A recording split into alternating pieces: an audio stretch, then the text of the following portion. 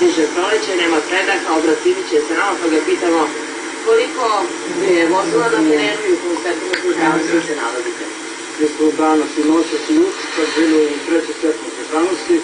Mislim da snijega nešto puno nije bilo, ali je temperatura bila, kao što ste rekli, na 5 cm, ono što je nama bitno, i u minusu, -1, -2. Kolovozi jesu bili vlažni juče i noće sve vreme, zato su naše ekipe tokom cijele noći održavali sve trase koje imaju. Dopođe samo ugledati da oče vaše da je to i Obrenovac i Mladenovac i Raljevo stoji, kao i centar grada. I evo, kao što vidite... Ovaj dan se tiče posebno jutarnjim sastavima.